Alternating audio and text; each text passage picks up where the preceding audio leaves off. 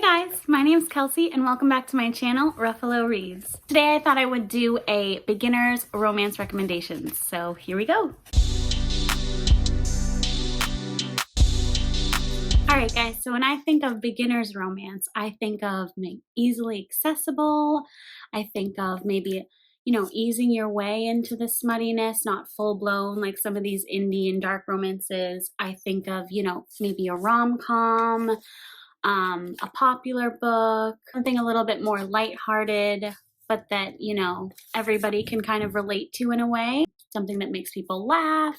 So on this list, I wouldn't be recommending necessarily like the books that I'm super into now. Like I do love these books that I'm going to be talking about, but are they still my absolute favorites? Not all of them, that's for sure. But I still think that they're easily accessible. Anyone can get them, anyone can get into them, and they definitely have an audience, and a very big one at that. All right, so first recommendation I have for you guys is by the author duo Christina Lauren. So it's two authors, Christina and Lauren. They co-write books together. I'm sure you've heard of them. They're super popular, of course. First book that I want to recommend from them, which is one of my favorites from them, is The On Honeymooners. All right, guys, so The On Honeymooners by Christina Lauren. First of all, let's talk about this cover. It's absolutely beautiful.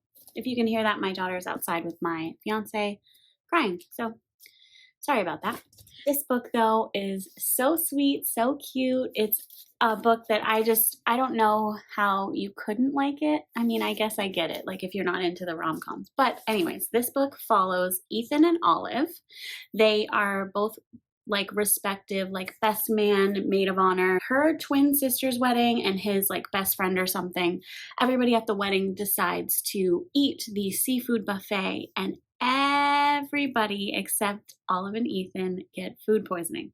So this ends into like a domino effect where Olive's talking to her twin sister and her twin sister's like, listen, I'm so lucky. I get everything I ever want.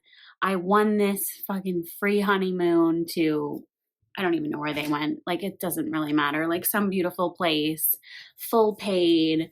Like, just pretend like you're me. Like, we're twin sisters. Like, just go enjoy yourself and like, just live it up. Like, we don't want to put this to waste, basically. And Ethan's best friend kind of convinces him to do the same because they're literally the only two people there that didn't get sick, and she can't go by herself obviously because they're on a honeymoon. So obviously they have to pretend to be on their honeymoon. It's a little fake dating there, which is like such a one of the good tropes of more a good trope for the traditionally published, I feel, or maybe historicals. I haven't really gotten into historicals yet, so I can't say that myself, but I have seen that, like marriage of convenience kind of thing. But yeah, so this was like a lighthearted spin on that. So this was very easy to read. It was absolutely adorable. Olive and Ethan's banter was really, really cute. You could tell their chemistry. They went from like kind of enemies to lovers. It's kind of a miscommunication from when Olive was younger. She kind of thought he was like fat shaming her. He wasn't. Don't love the miscommunication trope, but it wasn't like drawn out and done in like a distasteful way, I guess, in this one. So I liked it. And the steam level, I would rate 1 out of 5 on the fiery steam, a 1. So don't be intimidated for that factor at all. All right, next book I want to recommend is the second Christina Lauren book that I personally absolutely love, and that is Josh and Hazel's Guide to Not Dating. This cover, it's so cute. It reminds me like 90s vibes, like the sky, and then just the colors are so pretty. Anyways though, we have our typical male hero name, Josh. He is absolutely adorable. He's so sweet. He loves Hazel, but he doesn't know it yet. So it's kind of like it's definitely a friends to lovers. They've been friends since college. Josh just recently got cheated on from his girlfriend, so he broke up. So he's looking to get back into the dating scene. They cook up this whole plan because so Hazel, sorry, let me backpedal a little bit. Okay, Hazel is like a very quirky heroine. She can't seem to keep a relationship for a longer period of time because she kind of just like, I guess, irks the guys that she is seeing. So Josh and Hazel cook up this plan to set each other up on like double dates, like double I don't remember if they're blind. They're just double dates. And basically what ends up happening is they are bantering and back and forth during these dates, just loving life. And their respective dates always end up leaving. It always ends bad for whoever it is. And they end up at the end of the dates with each other.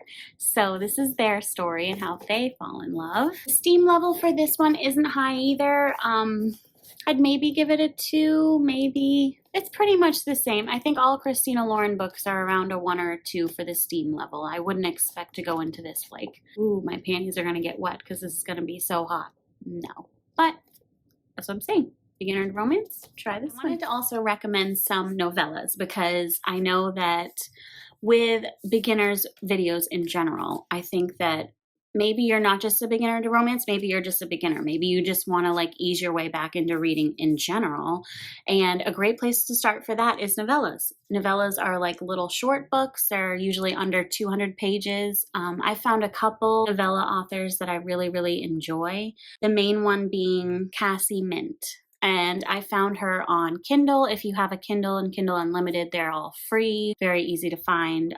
Otherwise, I'm not sure if they're in like bookstores or, I mean, I'm sure they are. And then maybe on some kind of audiobook format.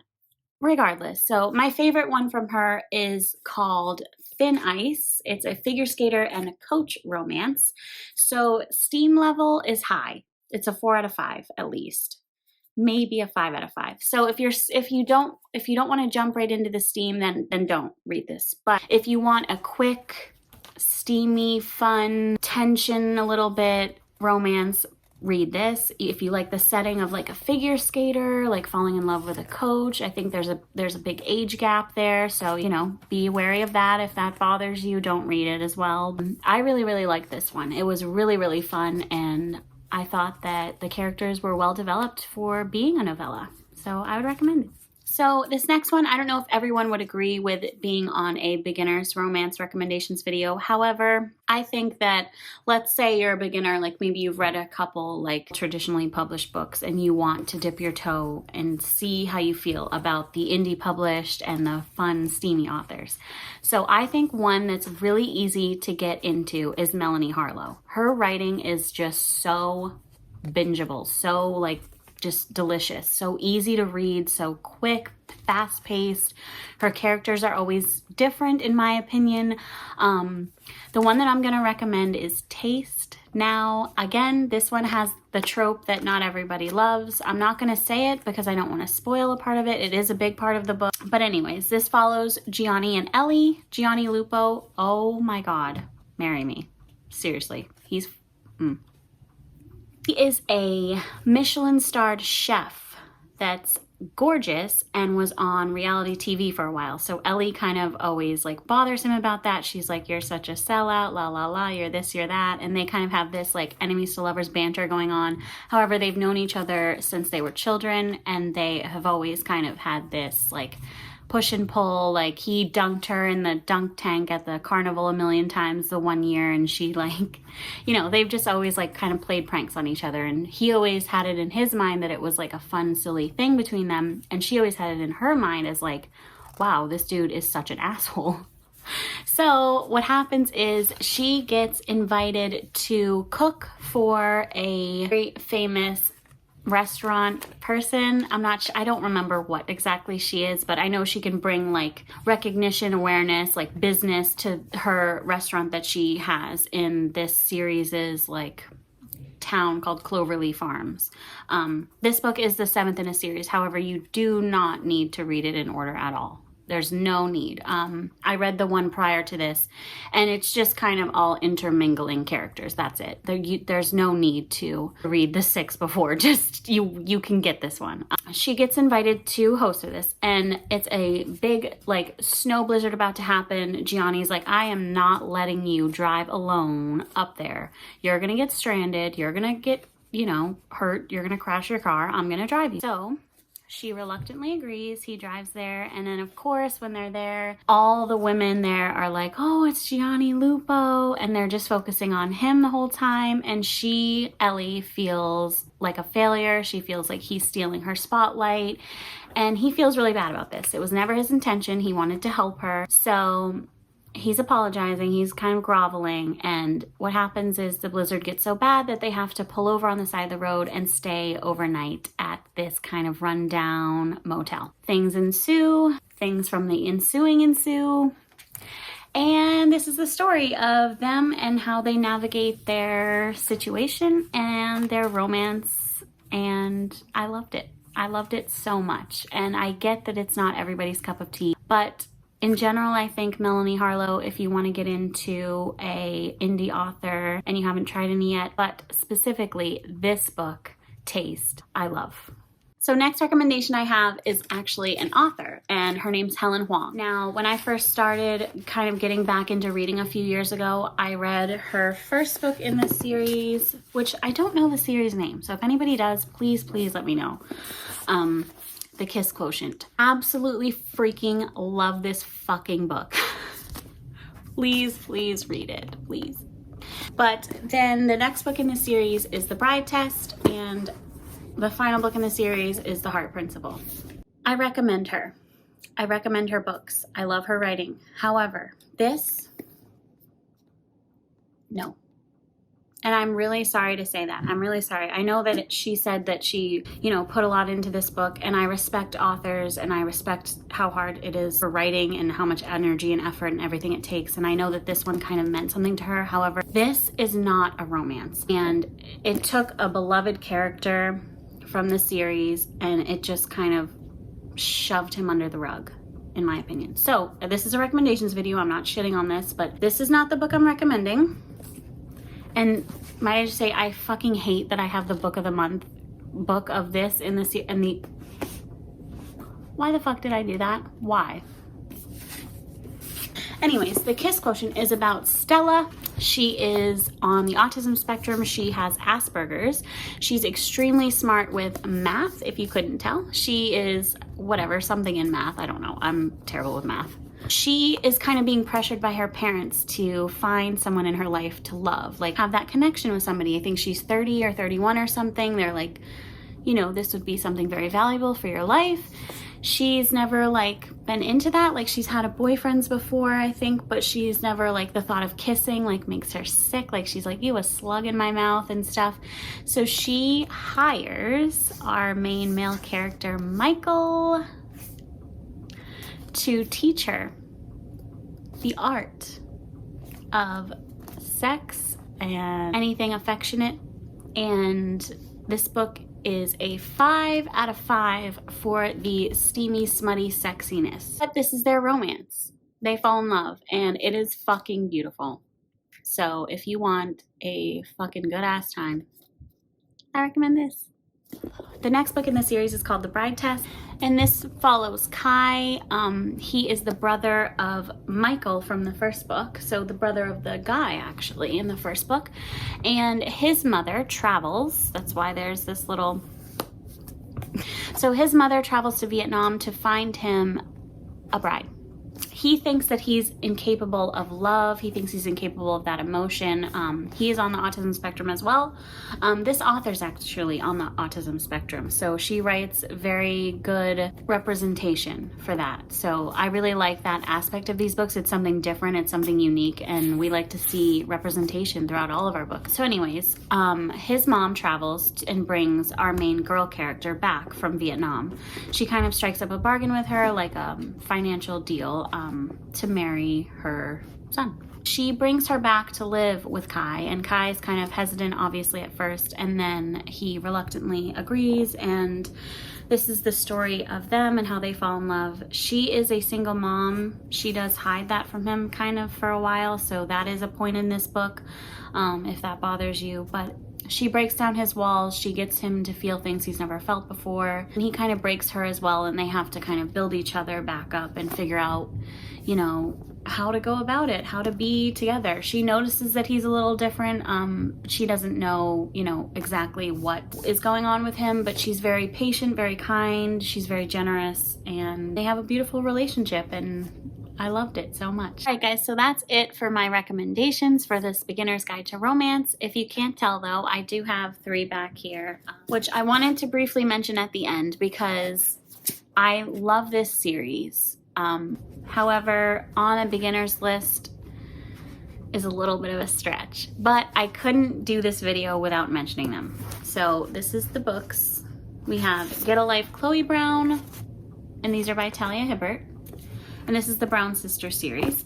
We have Take a Hint, Dani Brown, and we have Act Your Age, Eve Brown. So this is a series about all of the sisters. Each one has a kind of like chronic illness. So Chloe just has a chronic illness that brings her a lot of pain, and Talia Hibbert's also very good at diversity in her books. So her main female characters in this are Black, they are bigger sized, and then, you know, even the guys in it, they're not like all like chiseled, like, oh, I'm so bigger and stronger. This one is about Chloe and Red and their love story. He kind of helps her like break out of her like boring shell, and you know, it's just very, very beautiful. This one wasn't my favorite in the series, I will say that, but I did like it a lot. And steaminess is definitely close to a 5 because Talia Hibbert knows how to write a sexy scene. However, I will say she is from the UK, so she does use some terminology that sometimes I'm kind of pulled out of the story because I'm like, wait, did you just say that? Okay. Anyways, next one was Take a Hint, Dani Brown, and while I was reading this, I was like, wow, this is gonna be my favorite book of the series. I fucking love Dani. She's so funny, she's so spunky, she's so quirky, she's so relatable. But at Saf, everybody loves him, but I'm like, he's okay.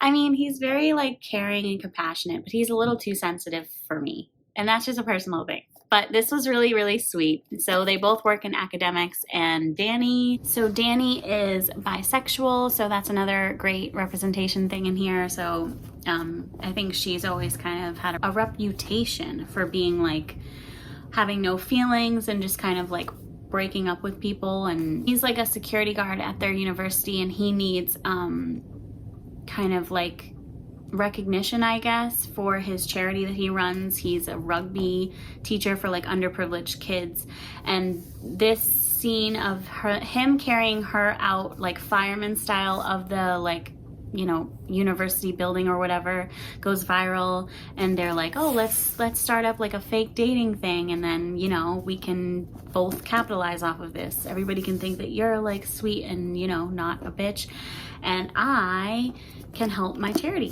This is how they fall in love, and this is also very, very steamy. I just felt like it kind of went on a little too long, but that's just me. Last and final book of the series is Act Your Age, Eve Brown, and this surprisingly ended up being my absolute favorite. So this is about Eve Brown and her love interest, who is Jacob Wayne. So Jacob's actually on the autism spectrum. She is kind of like a spoiled brat. Her parents are like, listen, Eve, you need to keep a job for longer than 10 days. Go and figure your shit out, or we're cutting you off. So she goes, she's just kind of like driving along, just like aimlessly. I can relate to that. And she ends up at this bed and breakfast, and she's like, I can be like a chef. They're hiring a chef. I can be their chef. So she applies, and Jacob Wayne fucking hates her. He is like, who is this crazy bitch with purple hair and a weird shirt? And he's just very like grumpy hero. He's a very grumpy hero. So she leaves, he's not impressed, and as she's leaving, she runs him over with her car. He doesn't get hurt, thankfully, but he's like, dude, what the fuck are you doing? So somehow she gets hired. Like he's like, you need to repay me for this. So this all happens. This is the story of how they fall in love. This is the story of how they break each other's walls down. Specifically, she really breaks down his walls because he's like so grumpy, so guarded, and like there's a scene in the bedroom with a vibrator, and I was dying of laughter and then sweating because of how hot it was. So I'll just say that. All right, guys, that's the end of this video. Thank you so much for watching. I hope you like, comment, and subscribe and come back for more. I absolutely love doing this. I'm so glad that I started, and I'm just so appreciative. I hope you all have a great day, and I will see you in my next video.